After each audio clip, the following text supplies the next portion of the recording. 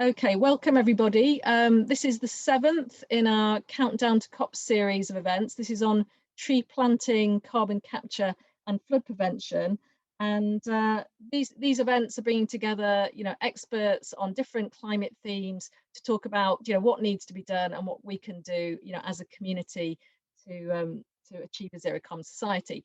So speakers today are going to talk about nature-based solutions such as tree planting, peatland restoration, natural river management to both capture carbon and to prevent flooding, which is a very topical issue. And what we're going to do, we've got 3 fantastic speakers this morning, and we're going to ask the speakers to talk for about 10 minutes, and then we're going to take questions at the end. So just to let you know, this is being recorded, so please turn your videos off if you don't want to be in the recording. And these events are being organised by Transition Chesterfield, Chesterfield Climate Alliance, Derby Climate Coalition and Derbyshire Climate Coalition. So we're going to start with Gerald Price from the Woodland Trust. Oh, and just to say, if you do have any questions, just put a Q in the chat box and we'll come to you at the end and do those in order. So there's a few more people joining. Sorry, just let people in. So anybody who's joining, if you could just mute and just to let you know it's being recorded, and please turn your videos off if you don't want to be recorded. So we're going to start with our first speaker, Gerald Price from the Woodland Trust.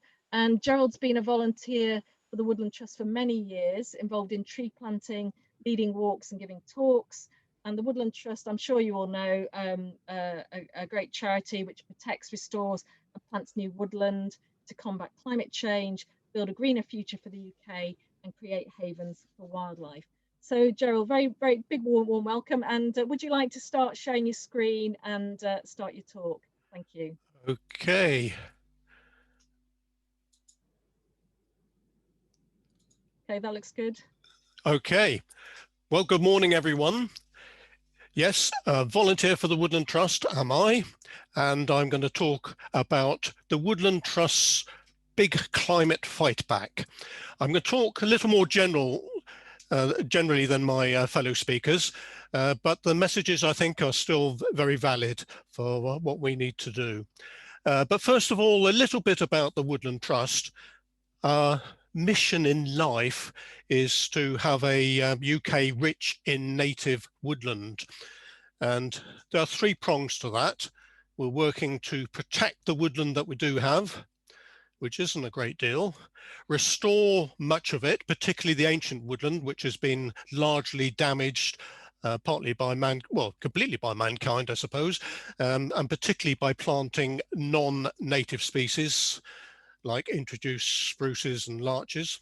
And we want to create new woodland across the UK because we believe that woodland is good for biodiversity and it's good for many other things as well, as we shall see. We all need trees, don't we?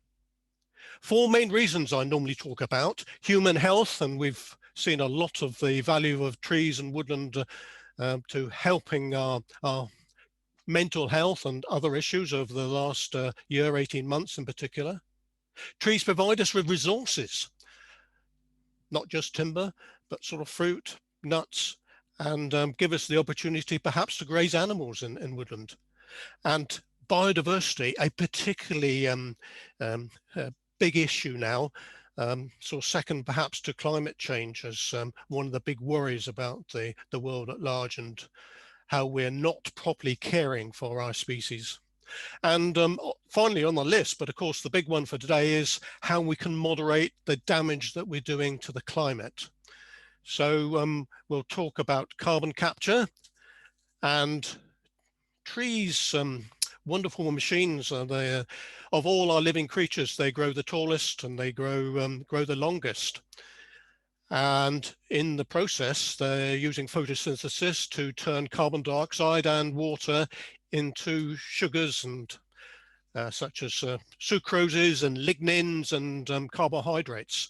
These are all carbon-based, have complex molecules which are made up almost exclusively of carbon, oxygen and hydrogen. So you can imagine that any of these growing material has a significant part of carbon within it. Now, if you were to take a tree trunk and or turn it to charcoal, that charcoal is pretty well solid carbon. So you can imagine there's a fair weight of carbon in there. But it's not just a tree trunk. Everybody sort of immediately attaches to the tree trunk and says, yes, that's where the carbon is. But just think about the branches and the leaves and the rootstock. You know, what's under the ground is particularly valuable, because when we cut down trees, as we do from time to time, or perhaps they fall down, a large part of the rootstock is still there and it's carbon based. And just think about the leaves. We think of the leaves rotting down. Well, indeed they do, and they get pulled into the soil. But in the process of rotting down, a lot of them get consumed by invertebrates and creepy crawlies, and that then gets eaten by mammals, small mammals and birds. So it's in the whole biodiversity sphere, the biosphere, so that carbon is retained. So a lot of carbon is taken up, and a lot of it is kept and retained for a long, long time. So yes, as you might imagine, unplugging trees, unplugging woodland, it is the largest carbon removal plant that we have. So, you know, let's make the most of it. The Woodland Trust is proud to say that we were part of the creation of the Carbon Code. This was 10 years or so ago. And this, with the Forestry Commission, led the government to come up with a sort of reasonably durable algorithm, you could call it, as to how you measure carbon that's captured. You can criticize this, of course. It's not perfect, but it is a way of measuring the carbon that's captured. And for those people who are wanting to offset carbon, it's important that you try and control it to a certain extent. So storing that carbon, deadwood is important. In woodland, we tend to leave deadwood because it's enormously valuable for wildlife. It's holding that carbon. There is a slight downside, I have to say, then the rotting process does tend to give off a little bit of methane, but we think it's a price worth paying. The brushwood is also good for biodiversity, but it's also a big fire risk. And that's one of the big issues that the Woodland Trust, amongst others, have had over the last few years. And that if you have a fire, all that carbon suddenly disappears back into carbon dioxide. But if you can use your woods to get timber, and you put the timber inside so it's dry and it's useful, you're capturing that carbon. Biochar is also very useful, and something that we think is perhaps not exploited as much as it can be, but it needs to be done carefully because there can be pollutants and you can mess up your pH levels. And don't forget that underground, what's underground in woodland is extremely valuable. Try not to disturb it too much. Moving on to water and water management. We're sort of learning about this. We're sort of the new boys on the scene, and my fellow speakers know far more about this than we do. But we are told and have learned that one of the great arts to flood mitigation is slowing the flow, and you're best to do that at the source. So where the water is falling as rain onto the ground. If we can slow that flow, that's wonderful. And in the process, if you can hold soil in the place, that's even better, because it means it's not washed away into the watercourses. Little bit of just sort of fairly basics, but it's worthwhile just thinking about this. If it rains, we tend to shelter under trees. And we do that because the trees are acting as an umbrella. The leaf is a great big canopy, well, in summer at least, and a lot of the water is held in the leaves. Like in the last few days, a lot of the water that fell on tree canopies never even got to the ground because it had evaporated before it got there. But that didn't evaporate, it slowly dripped. And if you walk under a tree some hours after it's rained, you get dripped on, which means that the tree canopy is slowing down that rain before it hits the ground by some hours. When it does hit the ground, it tends to hit it on a drip line around the circumference of the looking down on the tree. And that's very useful for the tree because that's where all the thirsty little roots are. And trees do need water, don't they, to grow, to operate this photosynthetic process. And they're also transpiring in that process. So they're consuming liters and liters of water. So it's in their own interest to capture whatever water they can. You may say, well, what happens in winter when there's no leaves? Well, instead of acting as an umbrella, it's more like a funnel because the water gets picked up by the twigs and the branches and gradually funneled down the trunk and onto the roots. And roots are pretty good at penetrating the soil, even if you're on clay thick soils which are otherwise impermeable to water. So they act as like inside out pipes. Water will gradually drip into the soil. And you can see why it's in the tree's interest to do this, because it's capturing water that later on it's going to use to help it grow and photosynthesize. So roots are good at puncturing holes into the ground. And they're also good at locking up the soil, of course. And what we're doing as an organization, we've got about 1,200 woods of our own, but that's probably fairly small across the whole landscape in terms of area. We are working increasingly with big landowners because we support them with tree grants and tree planning, and particularly in upland areas. We've done a lot of work in Cumbria, up above Cockermouth, where they've had floods in recent years, and more recently in the T-Bay area, helping landowners plant, particularly along watercourses, because that's where they're most valuable in holding back the water. We're particularly keen on regenerating woodland, of course. On the left here, we've got juniper, a very fine native species, but not a lot of it about. When you're planting in this sort of environment, you have to think about animals. You have to think about a lot of things when you're planting trees. You have to put the right trees in the right place, of course, and you have to work out whether or not they're likely to be eaten. And if so, try and protect them. So fencing off animals and then letting the trees grow and then letting the wildlife or wild stock back in later on, maybe. So riparian planting is something we're learning about, and we are also learning about leaky dams.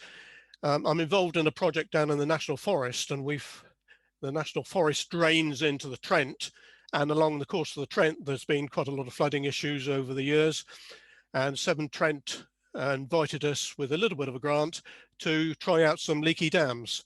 Now, I'm not sure we got this completely right, but you have to learn about these things through practice, I think, don't you?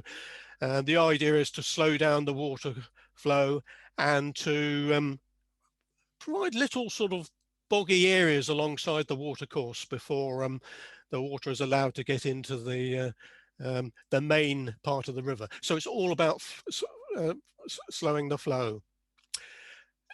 And just to, I'm coming towards the end of my bit, a little bit of a plug for this. Back in 2017, we were the drivers of something called the Tree Charter.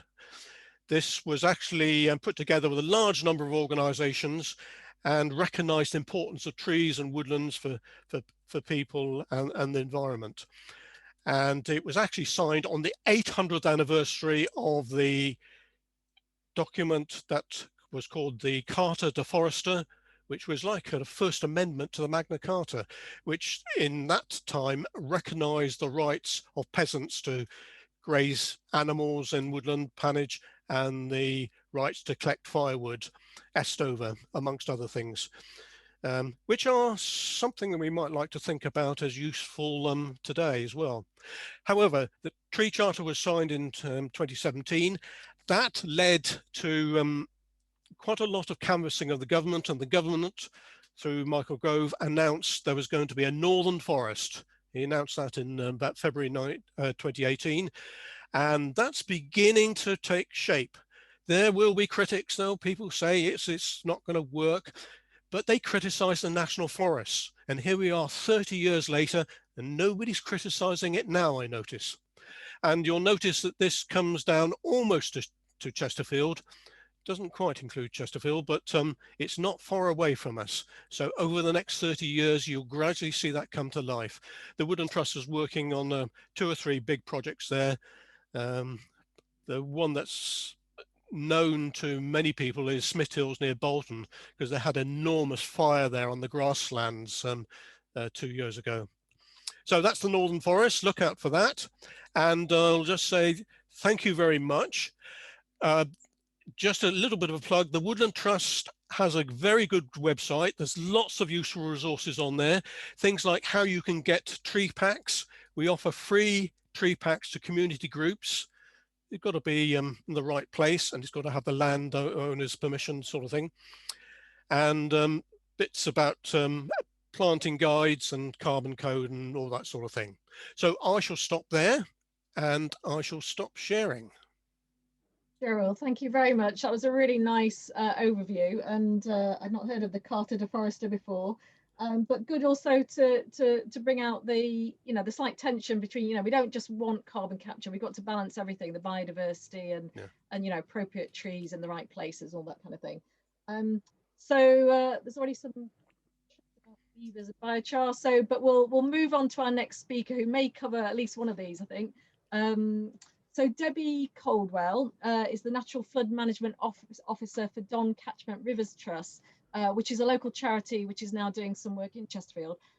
They're a river conservation charity that aims to protect, enhance and restore the rivers of the Don Catchment and to reconnect people back to those rivers and their heritage. And Debbie joined the charity just over 2 years ago and heads up a project in the Upper Rother Catchment, aims to reduce flood risk in and around the Chesterfield area by working with multiple landowners, stakeholders and volunteers to capture and slow the flow of water through the landscape using a variety of methods.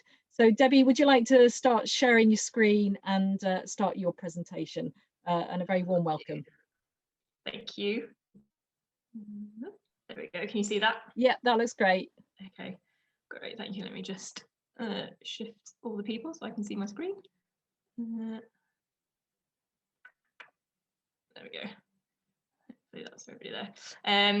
Right, yeah, thank you. And yeah, you've kind of given the intro I was going to do, telling people about Don Catchment Rivers Trust, so you saved me some time there, thank you.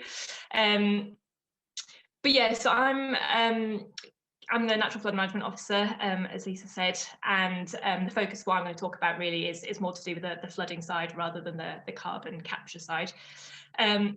So yeah, as Lisa said, we're kind of a river charity that aims to protect, enhance and restore rivers within the Don Catchment and reconnect people back to those rivers and their heritage. So we have lots of different projects at DCRT and lots of activities that we deliver to help achieve this, from removing weirs or installing fish passes to allow fish migration in our rivers, through to enhancing river habitats and water quality, as well as running lots of volunteer days doing various different things like litter picks, conservation tasks, monitoring and putting events and activities on for school kids and the general public. And yeah, as Lisa said, the trust is now also involved with reducing flood risk, which is the core focus of my role. So I'm just going to give you a bit of background on flooding generally, the work that we've been doing in the trust to help reduce flood risk, and a little bit about what you can do to help too. So why does flooding occur? So flooding is a natural phenomenon. In a healthy natural ecosystem, you will still get flooding. But that being said, there's a whole host of reasons why flooding is getting worse, both in terms of the amount and intensity of flood events we're experiencing and the damage that's being caused by these floods, well above and beyond what we would expect from naturally occurring flooding. So looking at some of the contributing factors, first off, obviously, why we're all here today really is climate change. So we know that climate change is already influencing rainfall patterns, increasing the risk of flooding. And it's, as we say, it's making the news more and more often now. So these are reports that were out just this week. Another major issue is land use and management. So our natural environments and green spaces have been built on and developed. We're replacing woodlands, grasslands, wetlands that have the capacity to absorb water with impermeable surfaces such as concrete and tarmac, that instead results in rainfall just kind of rushing off these and accumulating in areas that cause problems. Agricultural intensification practices have also had a big impact on how rainwater travels through the landscape, with, for example, a lot of heavily compacted soils that are unable to absorb water, causing heavy rains to run off into roads, into drains, rivers, and so on. So you combine all of these issues with a system that can no longer cope with the amount of runoff and rain that's draining into it, and the fact that we're building in floodplains, and you're inevitably going to get more flooding, and in places where it's going to cause a lot of damage. So some of the ways that we've managed our rivers in the past for various reasons, including trying to help manage flooding, has also made things worse in some circumstances. So many of our rivers have been straightened, canalised, culverted, and constricted by flood banks and walls, which speeds up the water flowing through them. And as I said, in some circumstances, causing more risk of downstream flooding. And has obviously also removed a lot of really vital wildlife habitat. Dredging, of course, is another traditional river management technique that every time we get a flood, people argue that it's because we're not dredging rivers anymore, but actually the evidence shows that this isn't the case. And again, it can often make things worse, and it's really not a sustainable strategy. The way we live now, though, in large, densely populated urban areas, often along riverbanks or within flood zones, means that these traditional flood defences are still absolutely vital in protecting people and property from flooding, but they're not the sole solution. With the increasing threat of climate change in particular, we can't keep just building bigger and bigger walls. We need far more sustainable solutions to complement traditional defences if we're going to help reduce the risk of flooding in the future. So this brings us to natural flood management. So you've already heard a little bit about this from Gerald, but I'm just going to go into a little bit more detail. So natural flood management, or NFM for short, is all about working with nature and natural processes to capture and slow the flow of water through the landscape, so that you can help reduce kind of the total height of those floods and delay floodwaters so that you give people a bit more time to prepare. And there's 4 key mechanisms that kind of underpin NFM. So firstly, we have slowing the flow of water as it travels through the landscape. So just trying to stop it all coming together at the same time allows for rainfall to soak into the ground or evaporate. And there's a whole number of ways that we can achieve this. So for example, increasing the resistance that water meets in the landscape. So if you think about having kind of a smooth sloped surface and you pour water on that, it's obviously just going to rush straight off it. But as soon as you start to put obstacles in the way, you can slow it down. So even just having vegetation on that surface, it means the water will meet with more resistance. And so we can do things like putting in buffer strips, which are wide strips of vegetation around the edges of fields or along riverbanks that are left to grow longer and denser, so it just slows runoff. Things like putting the wiggles back in our straightened rivers can help slow down flows as well. And another really commonly used technique is to put in leaky dams. So again, you heard a bit about this from Gerald, but this is an example here. I'm just going to play the video. So as you can see, these are simply logs fixed into position across a stream. And when you get heavy rainfall, the water level starts to rise and it hits the dam and it will start to back up behind it. So you put in these dams in a series so that with each dam, the water is being slowed down and temporarily stored. So hopefully you caught that in the video. And as has already been mentioned in the chat, beavers, we can't mention leaky dams without talking about beavers. So obviously well known for being incredibly good dam builders. Beavers were native in England, but were hunted to extinction about 400 years ago. And there's currently a lot of interest in reintroducing beavers, particularly because of this ability to build dams and create wetland habitats with great potential for reducing downstream flood risk. So there's multiple beaver trials now happening in England, trying to get a better understanding of the impacts that they might have, both good and bad, which will inform whether or not they can be released again in England. So obviously at the moment there's not too many of them around, there's more and more all the time, but until we have kind of enough of them in the landscape, people like us and other organisations doing NFM are doing our best to mimic the beaver and get these dams in. So as well as slowing the flow, NFM also works by storing water. So by creating areas where water can be temporarily stored, filling up when it rains and then slowly emptying away as the worst of the storm has passed. So things like ponds and scrapes, which are essentially just really shallow kind of temporary ponds, and earth dams positioned in areas that will capture water behind them. Healthy soils have the capacity to act as massive sponges. So another important technique in NFM is improving soils to create this space for water. And there's a number of ways we can do this. Again, we've heard a bit about it in terms of trees from Gerald. Haven't got time to go into huge amounts of detail here, but if anybody's interested, obviously do just ask them when we're doing the questions. And finally, intercepting rainfall, which again, we've heard about from Gerald. So this is capturing rain on vegetation, particularly on trees, tree leaves, which then just gives it a chance to evaporate before it's had a chance to reach the ground. So just getting more trees, more vegetation back in the landscape can help remove water from the system and reduce the amounts sort of contributing to flooding. So that's just a brief overview of some of the techniques involved in NFM, and I'll just now give you some examples of what we've been up to in the Upper Rother catchment. So this, you can kind of see the outline on the map there. It's areas in and around Chesterfield.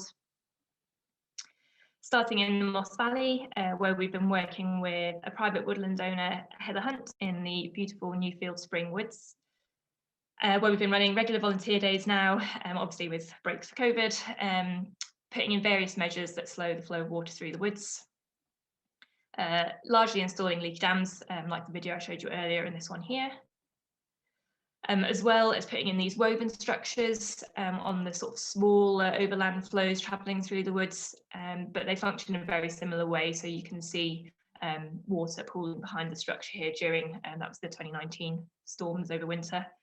And we're continuing this work into neighbouring woodlands across the catchment, as well as other measures sort of throughout the catchment into the future. A very different type of project we've been working on is the development of an NFM scheme in a country park upstream of Chesterfield.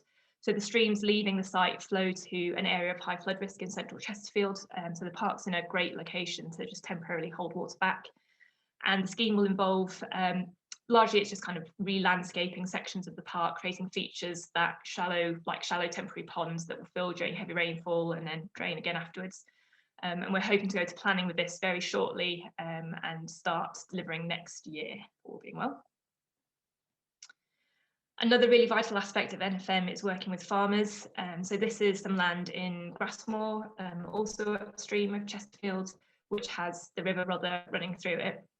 And we've been doing a whole range of different things here with the farmer, again, just to help slow the flow of water over his land and create more wildlife habitat, including putting in lots of these temporary storage ponds you can see in the photos. We've also planted a new hedgerow and improving the management of the existing hedgerows, which helps to increase the soil quality below them. Again, like Gerald was saying, just getting more of those roots into the soil, which allows water to be absorbed into the soil much better. And creating more resistance to water travelling through the landscape and so on.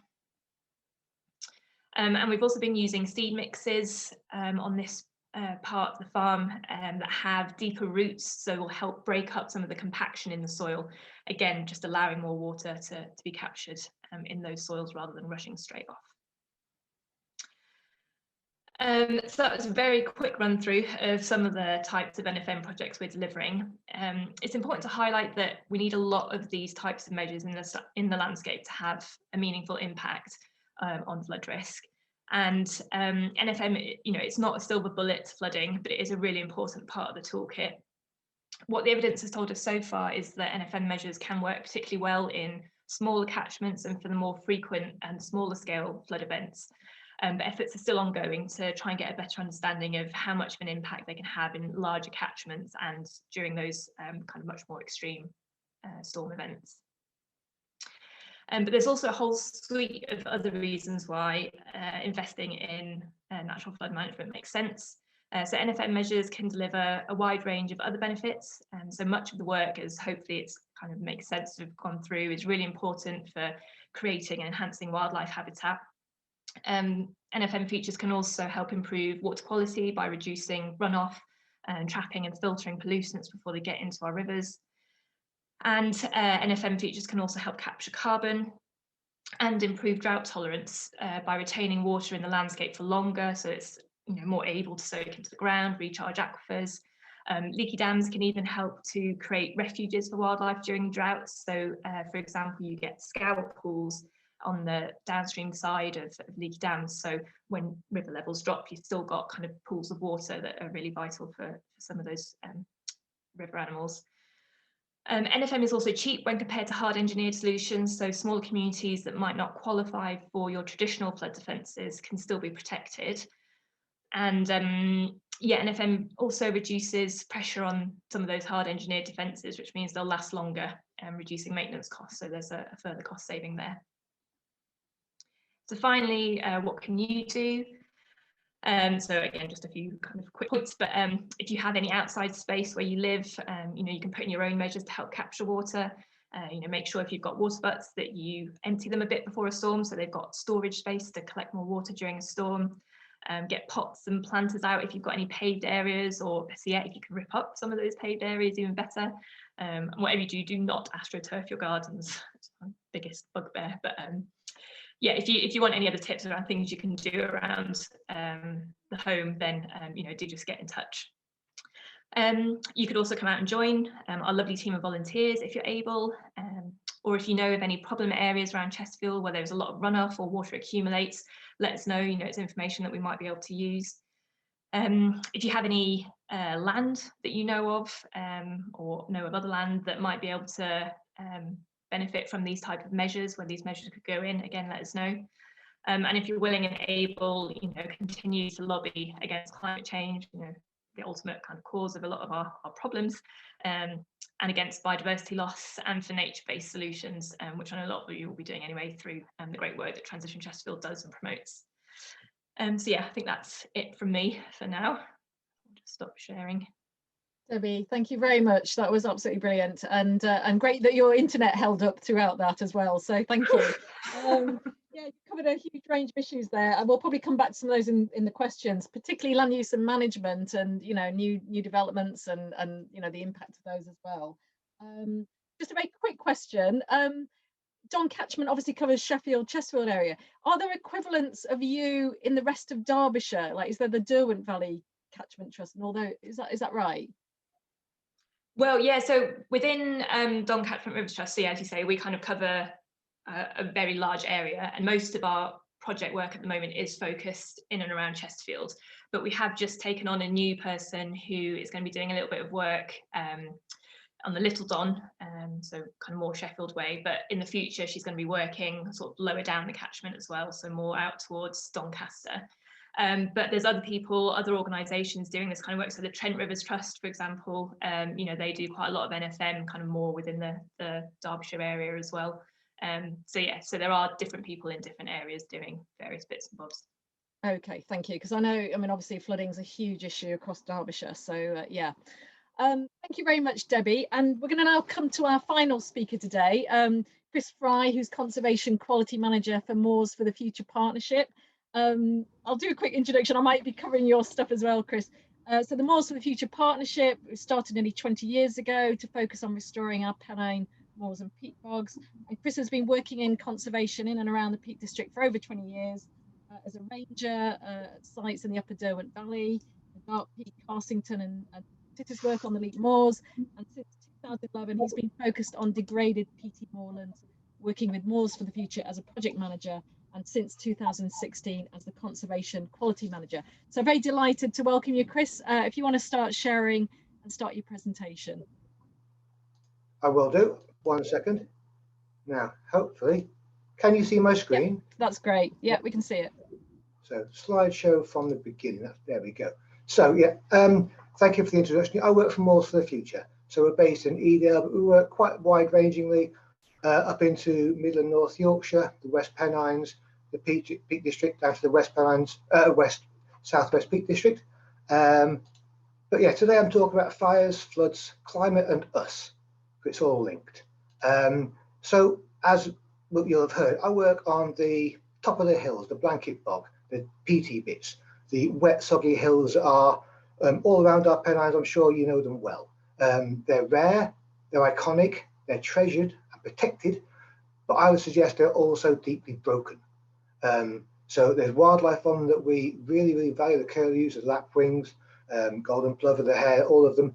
And this peatland landscape occupies about 10% of the English landscape, but only about 20% of it is in good ecological condition.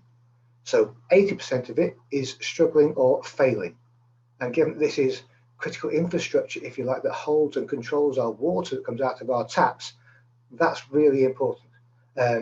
Peat is only about 3% of the global land surface, but it holds at least 1/3 of the world's terrestrial carbon. So it really does punch above its weight as a soil that manages carbon for us. So a little statistic is that the peat in the UK holds more carbon than all the woodlands in the UK and France and Germany put together. It really is a big hitter in the carbon war. Now, this is what we've had up until recently. These are Peat District blanket bog sites, places like Kinder Scout. And as you can see, they don't look healthy. All that brown bare peat is eroding away with the carbon that's in it disappearing in the atmosphere, in our rivers, down to our, and this of course is polluted peat. So if I go to the next slide, as you can see, acid rain and pollution has killed vital sphagnum moss. So we're all in it together. It was the Industrial Revolution that started it all off, killed the sphagnum mosses, and that's left the peat dry and contaminated with lots of lead, arsenic, cadmium, and all sorts of things are now stuck in that peat until it erodes away. And then it falls down into our rivers and pollutes our water sources. Drainage for agriculture, trying to get more out of this land, has actually had a bad impact. It's dried the peat out further, making these problems worse. Too much fire, too intense and too frequent has dried the peat out even more, and it's changed the plant communities. And it often leaves the peat bare. Some of the sites on Kinder are still now bare, having suffered fires in many, many years ago, more than 10 years ago, and there is still nothing living there now. So they really are dead.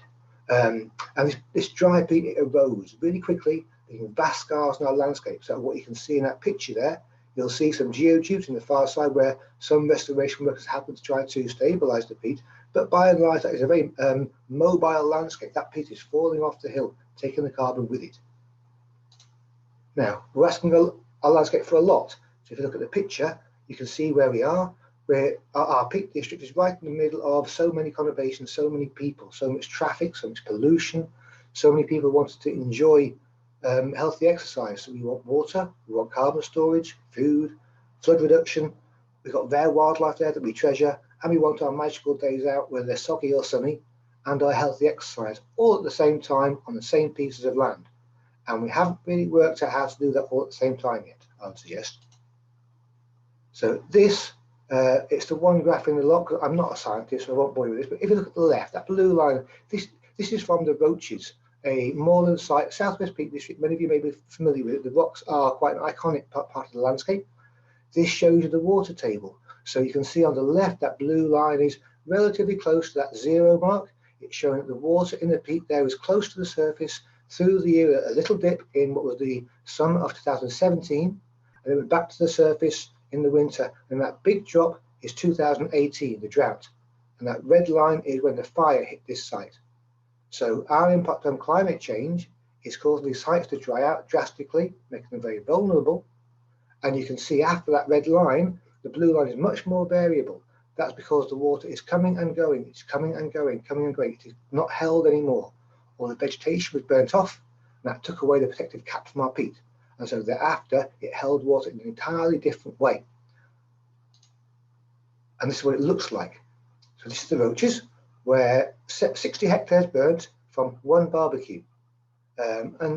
We actually had a monitoring site on there, thankfully, from Citizen Science, and we found that 5 centimetres of peat was lost in the year following the fire, which is about 50 good years of peat accumulation, gone from one event, from one barbecue. And that's 60 hectares.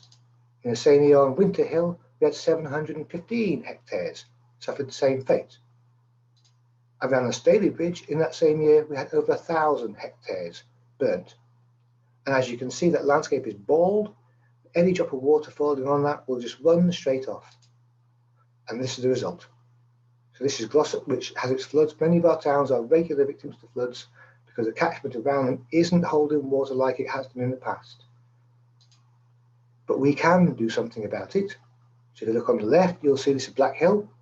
This was about the year 2003 when it was in a really poorly state with not vegetation at all left.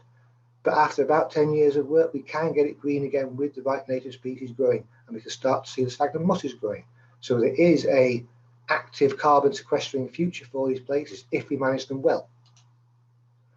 So we can re-wet and repair damaged peat, but it does take a long time. Wildfires reset the clock. This image shows a few bunds on the roaches, where actually you can see it's green because we held the water in place. So if we are proactive, we can protect these sites in the future against the fires. This is actually how we do that repair. This is a photo from Winter Hill early this year, February, March this year. This is lifting heather brash, and often we'll do the same thing with stone to block dams. Sometimes we're doing experiments on Staley Bridge, looking at how we can improve our flood defences. These are stone dams being built with pipes through. You can see the helicopters moving the stone, the people on the ground moving the stone in the pipe. This is being monitored by Manchester University through their Protect project to see what impact these dams have. Personally, I love these big stone dams, they're brilliant, but the pipes we're not so sure about yet. Wait and see what the data shows. But this is what we can do. This is actually Holcombe and Stubbins, a hill not far from Winter Hill, where we've used what we learned from the roaches and put in over 3,000 of these features on one hill to hold the water onto that hill for longer. But what can we do to make a difference? I suggest we think global, act local, at home, in our own green spaces, however small they are. A window box is still a window box. This is a suggestion. First off, in your garden, enjoy a bit of mess because nature does, but keep some space for people so they can still use and enjoy the space. Excuse my washing in the picture. Plant trees and hedges. They suck in the pollutions. They also help to cool the ground and store water more in the ground, as the other speaker was saying earlier. And have a variety of flowers through the year for the pollinators. Compost your garden waste so your bins get so smelly, and make a pond. Making a pond is so easy and nature loves it. Like I say, just add water. Nature only needs half a chance and it will come. So just don't use pesticides. Please don't use pesticides. So what can we do to make a difference? Please do visit and enjoy the moors. Enjoy wildlife friendly gardening. Recycle more. Cycle more. Use public transport. Be responsible, keep your dogs under control, put a bell on your cat. Follow advice and signage if it's there. Report any fires. There shouldn't be fires. Any fires you see, either the police are aware of it or it shouldn't be there. So don't be afraid to call 999 if you see a fire anywhere in the countryside you're worried about. And just do as you would be done by. If someone talks to you, talk to them. Be civil, be nice. But please don't take barbecues or lanterns onto the moors at all, ever. Please don't ever use peat-based compost. You just don't need it. It is not justifiable. The damage to these places is too great. There's no record of a peat harvesting site being restored globally. There's not one single record of that, ever. Please don't start fires, and please don't drop litter. Thank you for listening so politely. That's it from me. Thank you, Chris. Some very depressing pictures there, but also some very inspiring ones as well, just to show how we can restore our landscapes. And I think, the picture I've got from all three speakers is just the importance of, integrating all this, looking at the bigger landscape picture and what we can do, and trying to balance everything, biodiversity, flood prevention, carbon capture, and how, it's such a virtuous circle. And I think the problem is it's also a vicious cycle, because climate change, it's drying out the peats, it's causing disease in woodlands, the probability of fires starting and everything. But yes, there's so much that we can do individually. So thanks to all three speakers. That was just a tremendous overview. So as I said, I think there's, if you want to raise a question, just put a Q in the chat. I know there's been a few there that have already been answered. But as chair, I'm going to claim a first question. We talked about individual responsibility. I'm very interested in collective and community responsibility, and particularly what we can do, politically. Our councils, they have a lot of power in planning. They have land. They have funding. I know we've got some councillors on the call. So I'm just wondering from our speakers, first of all, are our councils doing enough? I know you're working with them. What else can they do? But secondly, also, with the new ELM scheme, the Environmental Land Management Scheme, which it's public funds for public goods, can our councils claim funding for things like tree planting or peatland restoration or natural river management, all those things? I wonder if anybody would like to have a stab at answering that. Chris, would you like to go? Hello. Yeah, on the ELMS one, it's about land ownership. So if you're the landowner, you can basically talk to the government agencies about potentially having an agreement. But it's based on land ownership, Sometimes if you have a tenant or commoners, you may find that they end up on the sites that I work on. Sometimes those agreements are held by the landowner, sometimes they are held by the tenant, sometimes they are held by a commoner. On any one site, you're going to have a collection of people who have what you might call a critical veto over any decision, and they will legally wrangle it so that they work out who is in a position to take that role.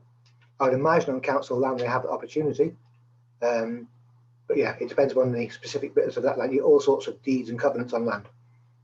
Yeah, I mean, councils have, you know, loads of country parks and you know, woodlands and things like that. So presumably they should be able to qualify for that.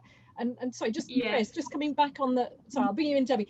Chris, just in terms of, you know, moorlands and the county council and the borough and district councils, you know, is there more support that they can give to you, do you think, in terms of planning or funding or anything like that?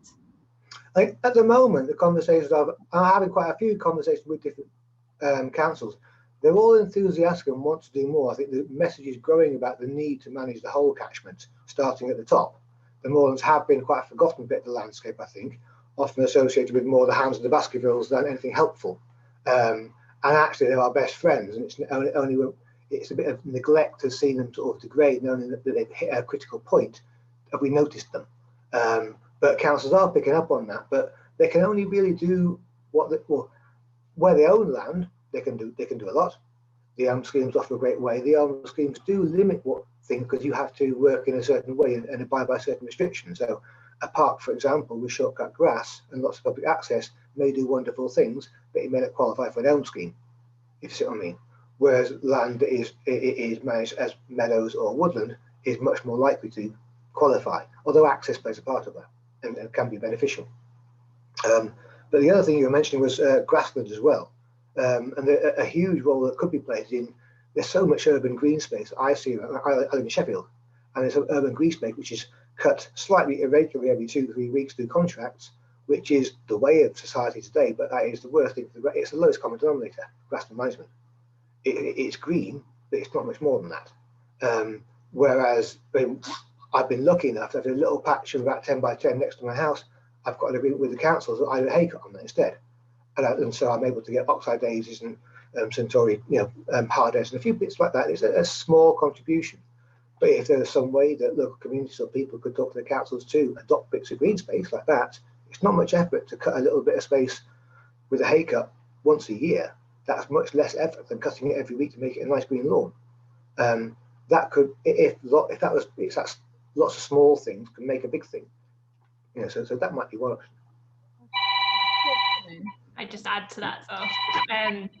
So yeah, on the elms front, yeah, exactly what Chris was saying. It's down to ownership. So a lot of the country parks that are owned by Derbyshire County Council, they were all in, or a lot of them were in stewardship, environmental stewardship under the precursor to the new environmental land management schemes for grassland management. So for those of you some of the country parks, you'll probably have noticed over the last 10 years that the grass has been allowed to grow longer and has been kind of in more of a hay being cut once a year. So they definitely, I think Derbyshire County Council, they've already kind of been trying to do this in their country parks. So in the future with elms, I'm sure they will be keeping an eye out for what funding they'll be eligible for and trying to apply some of those to their land. And yeah, again, echoing kind of Chris with, kind of grassland management as the easy win really for a lot of places. And some of the councils that we've been working with are very much kind of aware of that and starting to try and think about things. But equally, where I live, for example, I've been in an argument for I don't know how long about my very local park, where they just will not. They refuse to stop mowing it every 2 weeks. And spraying various herbicides around mature tree trunks for some unknown reason. But that very same council is having much larger discussions and putting in a lot of effort to try and deliver wide-scale NFM projects, yet down at the kind of individual park management. So there's definitely work to be done there, I think, in terms of communication throughout the entirety of the council, trying to move towards the same goal. Yeah, there's definitely a lack of joined up thinking. Yeah. Gerald, did you want to come in? Yeah, just a quick comment. I'm certainly not an expert on elms, but a comment about community land spaces. I think we need to continually to work to educate the general population. I think the councils are genuinely trying to do a good job, but of course they represent the constituencies. And there's a lot of people very nervous about what they see as not proper management. And what they mean by that is the 20th century view that you clean up your dead wood, that you cut your grass every week. And there are a lot of people, and they are perhaps typically of my generation, sort of quite elderly, but they're good voters. And so I think we do have to educate our population more for the councillors to properly represent their community and do as we would wish them to do. Yeah, I think that's a really good point, and also raises the point then of why it's important for those of us that do feel differently, and that there does need to be a change to talk to your MPs and your local councillors and make it known as to, you know, there are more and more people that don't want to have pristine sort of green spaces and are happy for a change. So important to keep that voice. Yes, as an example, we've got a big park, Alistry Park in Derby, and that had a golf course until recently. That's now no longer in existence, and there is talk of letting it rewild to a certain extent, but there's a lot of people very unhappy about it. They like to see the long green wide open spaces of cut grass. Okay. Yeah, Thank you. And the horrors of AstroTurf, of course. Sorry, can I just bring in Laura? I saw your hand up, but can I bring in Kathy? I know you've asked a question about, you know, what else you can do, but is there anything else you'd like to ask Kathy about community woods? Whether people knew whether there was small community woodland in North East Derbyshire. I've only seen one at Mansfield that's community owned and managed. There doesn't seem to be anything in the Chesterfield area. For people that, you know, there seems to have been a trend to people to buy woodland. There's been a lot of woodland for sale, and I don't know what those individuals do with that woodland, whether they use it for families, for recreation, or whether it's just a sort of land, you know, having some land of your own that's above and beyond your garden, or whether people are well managing woodland. But I just felt if there's woodland for sale, it would benefit more people if it was community owned and managed. Then more people can get actively involved and learn skills of woodland management and appreciate it, rather than private individuals or small groups owning, you know, acres and acres of woodland. I know there was some recently outside Chesterfield that was sold, and I don't know who's bought it, but I'm just wondering whether there's a movement towards more community ownership of land and woodland when it does come up for sale, and how that can be promoted. And that the other part of my question was linked to, and I don't know how common this is, those of us who live in Chesterfield may be aware of this particular project, but there's land near north of Lownsley Green that's recently been sold as 2 parcels of land. So a developer develops small number of acres for housing, and as part of the sale they have to take on 40 acres of woodland, which has no public rights of way through it, and there are various covenants on that woodland to expect the developer to maintain it, and there are I think tree protection orders on some of that woodland. But who can oversee whether that is being effectively managed? Because I think there's like a 25-year covenant on it. You know, how can the public check that the developer is doing a good job on maintaining the biodiversity and keeping the quality of the trees? So I don't know if you've got any comments on those sorts of issues for local communities. Gerald, is that something you can come in on? Let me have a go at that. Community woodlands, yes, I'm not aware of any on the north side of Derby. There's one or two on the south side and going down to the National Forest, Melbourne for one. And yeah, it is something we ought to encourage. I think the problem is a lot of people are buying woodlands for their own, either for their own leisure, or more mercenarily to getting grants so that they can plant trees for financial gain or inheritance tax alleviation or something like that. So that is a bit of a concern. As to monitoring covenants and woodland, yeah, it's a very how should I say? It needs better policing, because the developer will probably just leave it and say, well, it's nature doing whatever nature does. We don't have to do anything. We don't have to get involved. And then a few trees will fall down and they'll say, oh, it's a bit of a mess. We ought to clear the whole site or something like that. So people do need to take an interest. But it's difficult to encourage them, particularly if there's no rights of way, because if you can get rights of way, if you can get people in there, people will start taking an interest. Although I do understand, I'm not quite sure if it's the case with elms, but a lot of tree planting grants do come with a condition that they allow public access.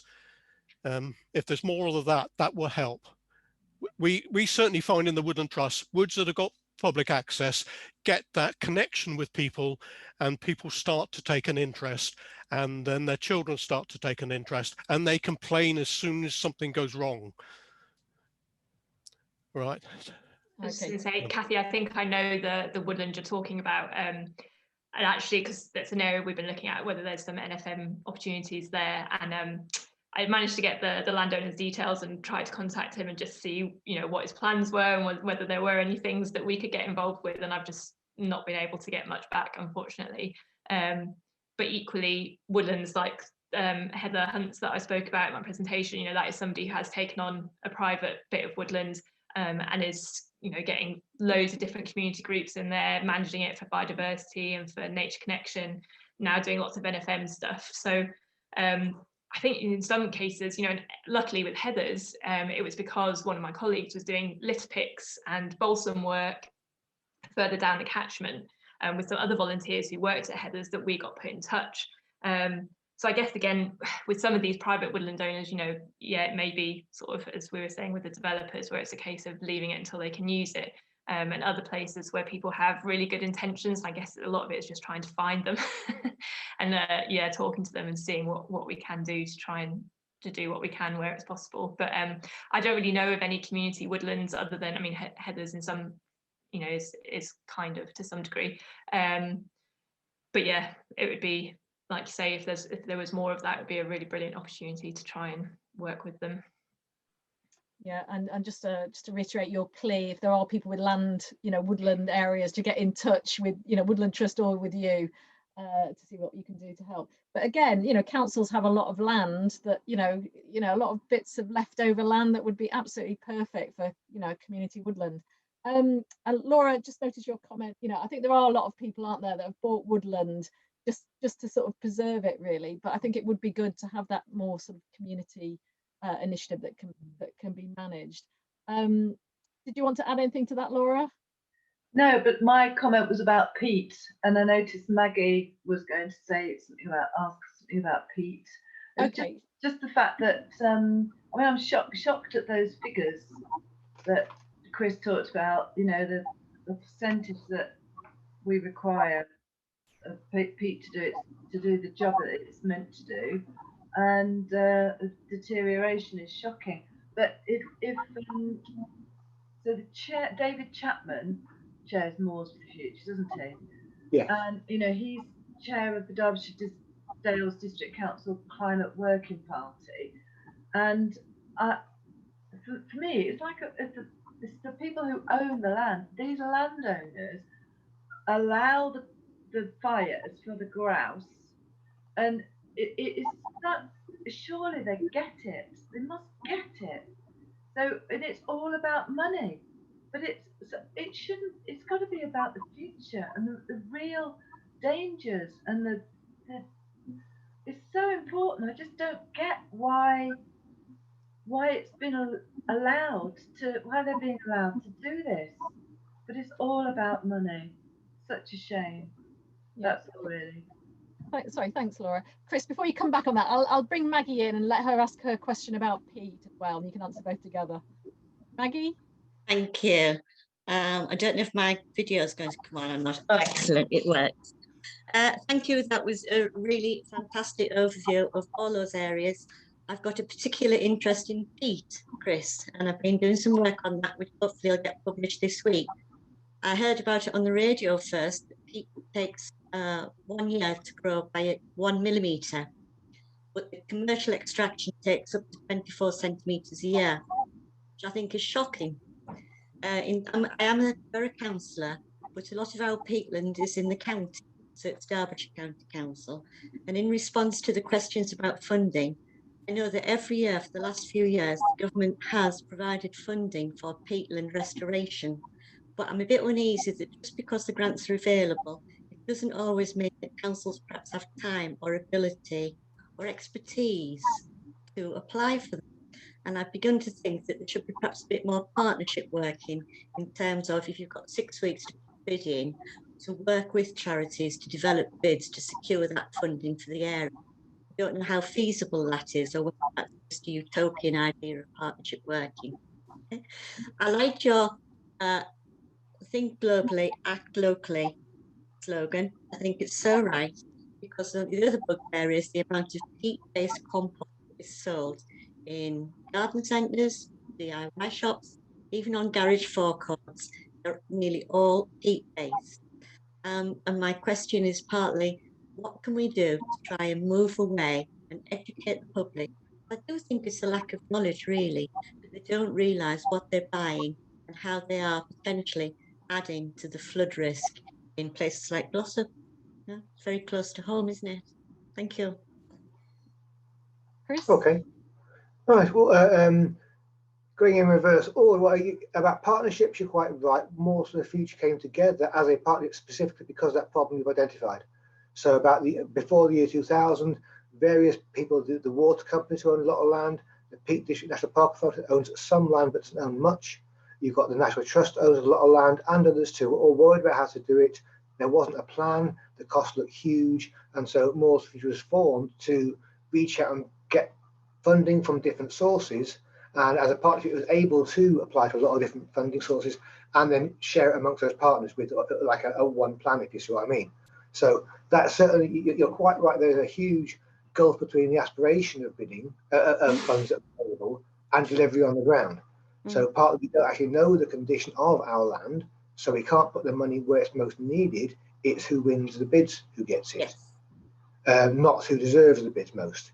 And that's partly about who's good at writing bids. So you're quite right. It is a bit funny. We don't have that view of the landscape, which allows us to say we should spend our money here first. So there is a critical flaw. The evidence isn't there. My whole world is filled with a lack of evidence. I'm surrounded by dark matter about how water behaves in the uplands and how that relates to our ecosystem services, the infrastructure that it provides for us in our daily lives. But so there's a question about the partnerships. Then there's a question about burning. I'll come to that one. So you're absolutely right. The first lady, I forget your name, sorry, was it Laura? It is all about money. Land ownership is entirely political and legal. Basically, every bit of land I'm aware of, apart from one tiny scrap, which is a bit of a weird one, has an owner. And the owners have legal rights, there are legal boundaries. And so one of the critical flaws we have in our country is, whereas, as you'll have heard from an earlier speaker, trees and bogs are, it's right tree in the right place. Some parts of our landscape, trees are the best thing for our habitat. Other parts of our landscape, bog is the best thing for carbon capture and so forth. But in different places, there are different species that do it. And our landscape is like that, with the soil depth and the mountains and everything else being so interlinked that the habitats are also interlinked. And I was talking to a chap, an academic who's worked in Scandinavia, saying that the landscape is interlinked with the bog and the heath, but we have straight lines and rectangles and oblongs. And we manage our land by straight lines and rectangles and oblongs. And so we plonk geometric shapes of money-focused activity onto that landscape. So we have got a bit of a square peg and round hole situation at the moment. And that does mean that those financial outcomes, if you like, such as grouse, do on their land work within the law to do what they can for their outcome. and that is the system we have at the moment. I think government policy is changing. It's not perfect, but it is changing. We've seen recent developments to do some work to protect the peatlands from some of the burning, so that's a step in the right direction. So we are seeing change, but it is slow. I've been working here for 20 years, and it's a slow process, just like the restoration of the moors. It takes a long time. Currently, to restore peatlands is estimated by academics to be over 100 years, because it hasn't happened yet. No one's done it, and so we have to be patient. But I think we can certainly bring that time much into a few decades if we work at it. We're in a juvenile industry with peatland work. Foresters can look in books called mensuration tables and see which tree will give 5, 10, 20 cubic meters of timber in 5, 10, 20 years, and then they can sell it on the futures market. So they are so far in advance of us that we can look forward to that kind of knowledge about our work. But we've got to innovate and get on with it. Am I right in thinking as well, Chris, like some water companies now that tenant a lot of their moorlands, that in some places they've started to review now and stopping burning? Is that right? Yes. So I think the research, like I said, the research is appallingly thin, and so that is why it's such a difficult situation. There is not clear evidence saying, well, it's definitely that, or it's definitely not that. We haven't got that clarity of evidence, and so there is arguments either side of it, unfortunately. But it does seem to me that the water companies have by and large taken action to reduce the amount of burning where they can, because it puts more colour into the water. And so what they ideally want on the hills for water capture is a high water table, and they want to keep that water there for as long as possible. And there is work that shows that sphagnum mosses and the like do slow the flow more than other plants, more than heather, more than grasses, and much more than bare peat. Yeah. And so there is evidence that says that the mossy, more boggy habitats on that deep peat does give us the better ecosystem services for water quality, for flood mitigation, for carbon sequestration, for all those things. It's a win-win across the board when we have really healthy, soppy wet bogs. But we have to be a little bit open-minded about what they're going to look like, though, because we haven't had them for a long, long time. And so, not within my lifetime, not within anybody's lifetime who might be on this call, I don't think, have we had good bogs around here, really, because of the Industrial Revolution. And so, unfortunately, that means we can't really look back to picture postcards of the past for what we're going to have. So we have to be a little bit bold, because we're making something new. It's about the function, what it does. We need the biodiversity, we need that wildlife to thrive. So it's about evolving. But we do have to be a little bit brave and innovate. Thank you, Chris. And it's quite phenomenal how neglected these important habitats are already, given the multitude of benefits.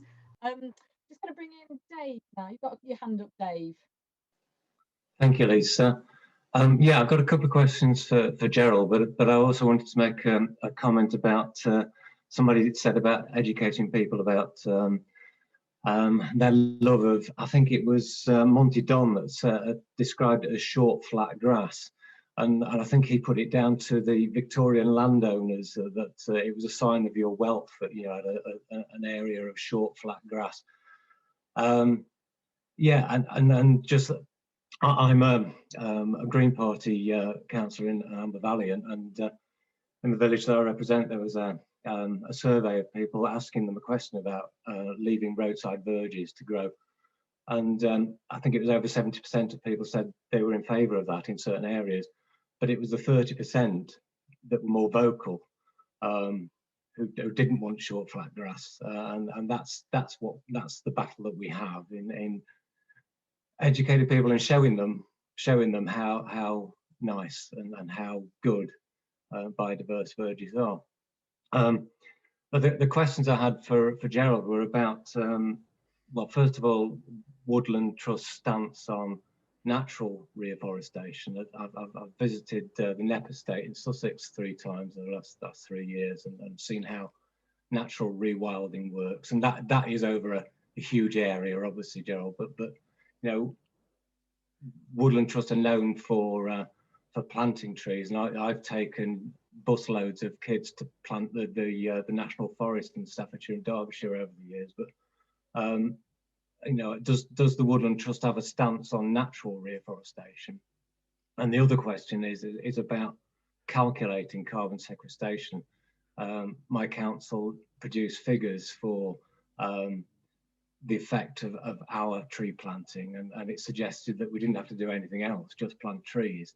And I questioned this, and I'm not quite sure where they got the figures from, but the research I did came up with the answer that there is no hard and fast way of calculating carbon sequestration. So I don't know if the carbon code is the one that you have to feed in all sorts of information about the soil and the types of trees and that sort of thing to come up with a figure. I don't know whether you can help there, Gerald.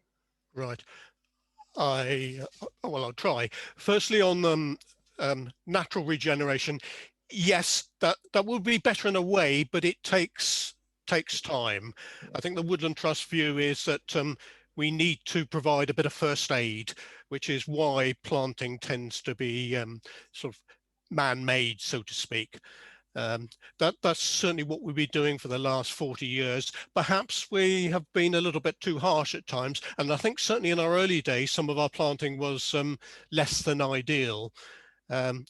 We've learnt that we need to have wide rides through woodland and open spaces, and to encourage the shrub level and the grass level. But it's taken quite a time to learn that. I think in terms of rewilding, what tends to happen now is that we do leave open spaces and do allow a little bit of natural regeneration, but we still like to plant because we think there's a need to plant urgently. So it's first aid rather than just letting nature completely recover. Perhaps in years to come, we'll have the luxury of being able to allow nature to do that. The carbon code, I'm not an expert on it. I know that we did put a lot of effort into it. I think it is complicated, and I think to do the job properly, you do have to look at all other aspects. It's easy to measure a tree trunk and calculate the volume of it and turn that into something. It's not, of course, easy to understand what's under the ground. And I really don't know how they calculate that. And I think that's the important bit. It's probably far bigger than what is above ground. We're slowly learning. And I suspect you're right, and I suspect the whole system is full of flaws. And I certainly, as an individual, I'm a little bit cynical as to whether people are exploiting the code and saying, look, we've done this, great, can we have so many credits, or can we sell it, or whatever. And I suspect the whole thing does need some adjustment, and if not a major rework. But that's largely me talking as an individual without fully knowing what I'm talking about. But I think you're right to challenge it. Chris, and I shall pass that back. Yeah. Thank you, Gerald. Sorry, Chris, did you want to come in on that? I was just going to, a little thing, while I do agree that the measurements are not quite there yet, on the other side, if it starts to make people comparable and measurable, it gives us a baseline to move from. So while at the moment it is a great quote I've heard about models, for example, the model of the flood. All models are wrong, but some are useful. And I think that's quite useful guidance in this sort of world. And when we try to look forward to how much carbon capture there is or we might do, while we are imperfect, the more we try to do it, we'll get better at it. And by logging what we've done, we can at least compare and be comparable. We can look at different sectors and how they perform against each other, so we know that agriculture on lowland peat is really horrific for the environment. So you know, we're learning as we go, I suppose. Okay, thank you. I had a question actually related to that about the whole it's the whole offsetting issue, isn't it? I don't know how you feel about that. I mean, you know, Britain's got such little woodland cover compared even to Europe, compared to what we need. And our, as Chris has pointed, our peatlands are, really in a really poor state. And yet, to offset our emissions, we're going to need like half of Britain to be, planted with trees, or all the peatland restored. And, things like airlines are sort of promising offset programs. What's your view on the whole offsetting issue? Does anybody have any thoughts on that? I think it's better than nothing. But yes, there's a lot of game playing going on, isn't there? But I mean, it's useful. We've the Woodland Trust has a lot of corporate supporters, and a lot of them there, so it looks good on their social responsibility bit on their accounts, and because they feel it ought to be. But okay, you can sort of criticize it for that, but it's actually doing good. It's putting quite a lot of money and also interest into the whole system.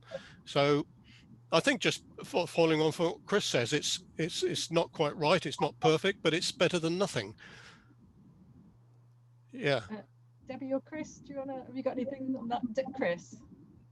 I was just going to suggest, well, I do agree something better than nothing. I think with a lot of the corporate world, getting them engaged and switched on to this whole message at all has been a difficult thing. So offsetting may have been a way to bring them into it. But ultimately, I have concerns about it because it's all about what we need is change. And offsetting, as far as I can see, is used to excuse not changing. And so that's where I have worries about it. I don't mind people offsetting as part of a change that's going to make things better. But when they're just saying, well, okay, we'll just allow a high proportion of the budget each year to some offsetting work, but carrying as normal, that doesn't do it for me. Yeah, I'd say much the same, really. I have mixed feelings. I think in some circumstances it can work really well, but there are a lot of ways for it to not work well. You know, issues around, for example, replacing ancient woodland by offsetting with a new woodland somewhere else. You know, it's going to take centuries to get the same kind of benefits back. You know, it's not replacing like for like, it's not the same. So yeah, I think in some circumstances it does have, you know, if you've got a very poor area, for example, with the new, so I don't know if you know about kind of biodiversity net gain, which is coming in with developments where all new developments are going to have a 10% increase in the biodiversity. And again, if they can't do that on site, they can offset. So again, in theory, it has the potential to work well, but yeah, there's a lot of things needed to make sure it is done well and does have the ultimate kind of outcome that you're after. And I don't know enough about it to be able to judge where the balance is, but yeah, sadly, I think the cynic in me is a little bit skeptical. Is that with the Environment Bill, Debbie? Or yeah. So it's all part of the 25-year plan. A few developers are already doing it, and I think some are kind of doing it well, but yeah, as I said, with it being new as well, there's kind of a lot of concern and issues about quite how it's going to run and whether people will sort of degrade a site first so it's in a really poor condition and then not have to do an awful lot to get that 10% gain, and issues around that and how that's policed and monitored. Yeah. Maybe it's for us as individuals to hold our council planning departments to account to ensure that they do the right thing in that respect. Yeah, absolutely, Laura. Anybody got any else a question? I mean, I've got one other question. Does anybody else have any questions for the speakers? So I might just ask a final question then. So this is about Suds and sustainable urban drainage system. And I know that's not your, specific areas, but obviously, a lot of us live in towns or more urban areas. Just things like, cooling areas, slowing water down. All these things are obviously beneficial in urban areas as well, and not just, out in the countryside. So, are there any sort of good examples you can think of?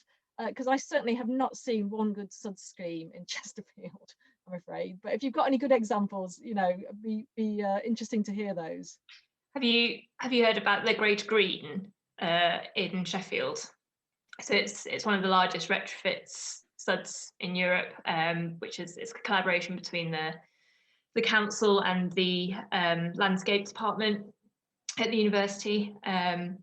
And yeah, I think I'm not sure how, I've not seen a huge amount in terms of kind of the research and the evidence on that. It probably is out there. It's not necessarily something that I've looked into in great detail, but certainly looks good.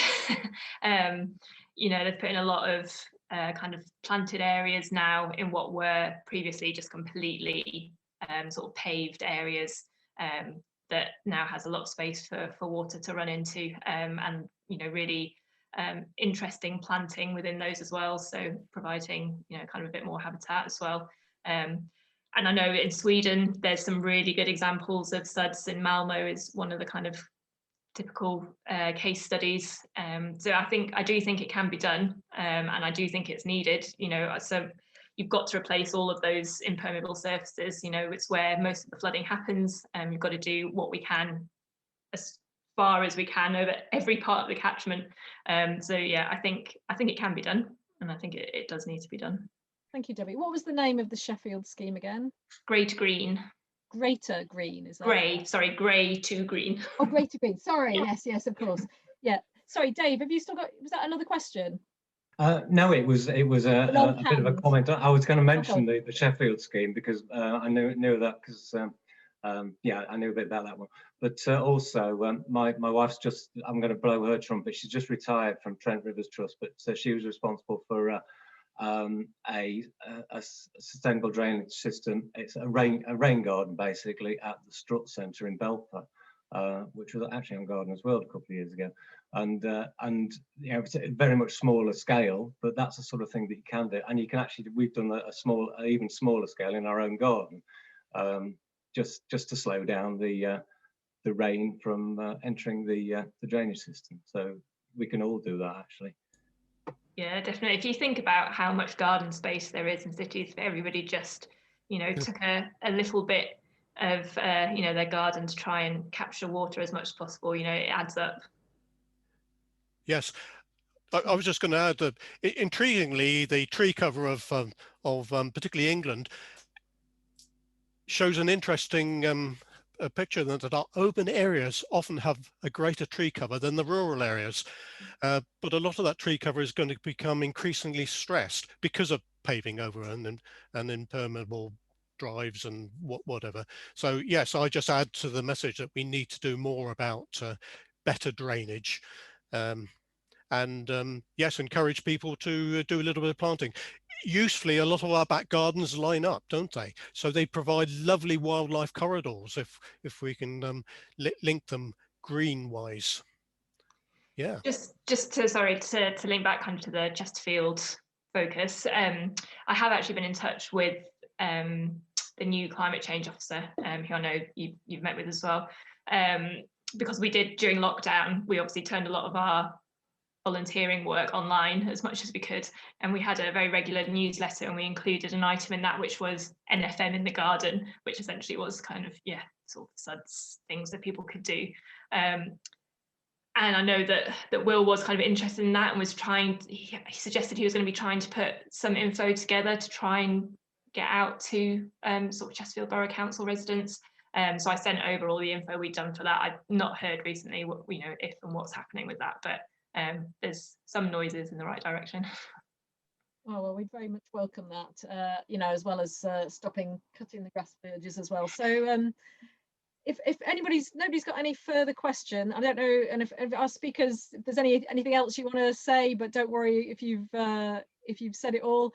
I think we can wrap up there, and just to say, an absolute huge thanks to Gerald, Debbie, and Chris. If you can show your reactions in the normal way, that would be really appreciate you coming out today. This will be recorded. We'll do a write-up, and thank you so much. That was a fantastic overview of what all the things that can be done and should be done and aren't being done. But all of us here, particularly those councillors can obviously make a huge difference. But we can all do our bit. So thanks again, and enjoy the rest of your weekend, everybody. Thank you, Lisa. Thank you. Thanks all. Thank you. Bye. Bye. Thank you. Thank you.